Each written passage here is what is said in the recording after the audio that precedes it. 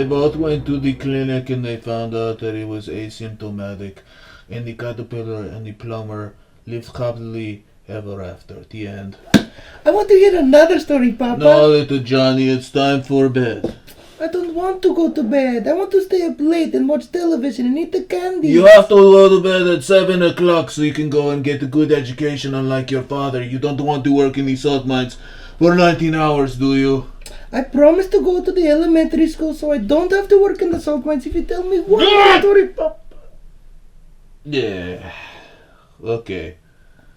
Perhaps I tell you one last story before you go to bed. The Mo Willem collection? No, we don't have enough money for the Mo Whelan collection. This is a story from the old country. It's a story my father told me when I was a little boy, just like you. Snow White and the Seven Little Mongoloids. No, that story is no longer legal except in Florida.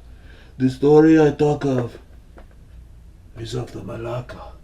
The Malaka? Shh! She might be listening right now. You have to say it like this. Malaka.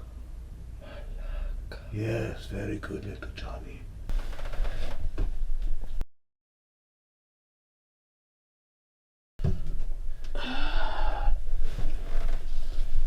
Once upon a time, in a place that was pretty close from here, there was a little boy named Tommy Johnny. Yes. So, he never went to sleep. And every night he would take off his underpants, he would put them on top of his head, and he would say, "I'm Chef Boyardee," and start screaming around the house. Yes, it was very funny, because little Johnny Tommy, unlike your father, was very charming, and everyone loved him so much. Underpants on his head was not his only trick, you see, because he also used to tell stories to his family late at night until they all fell asleep, and then draw penises on their face. Penises? Yes, penises, my son. But it was only the very rich who had enough money to afford mirrors back then, so they all had to just gauge how funny it was by looking at each other on their faces. It was always a real hoot. Can I tell you stories and draw penises on your face? No, little Johnny, your stories are terrible.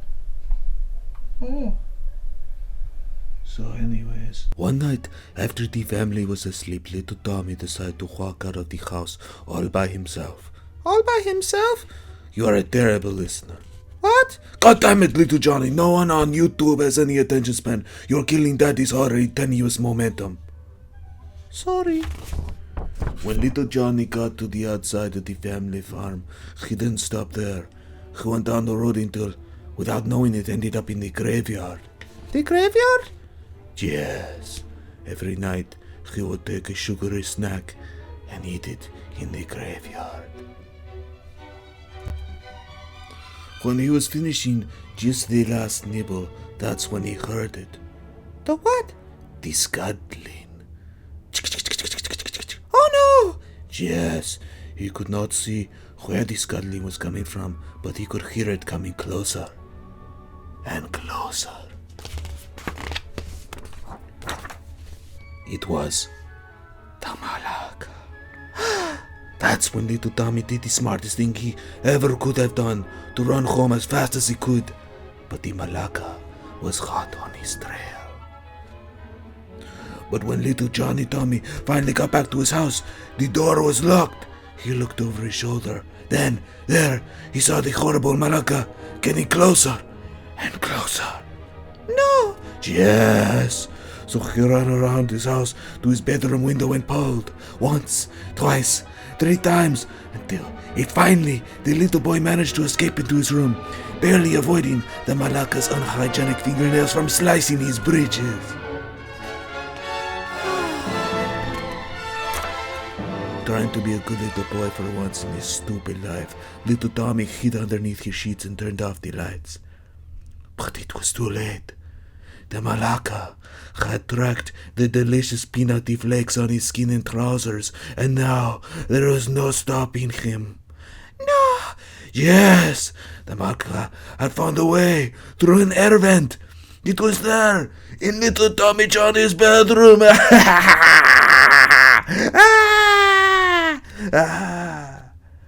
Malaka. Oh. So anyways, I forgot my line.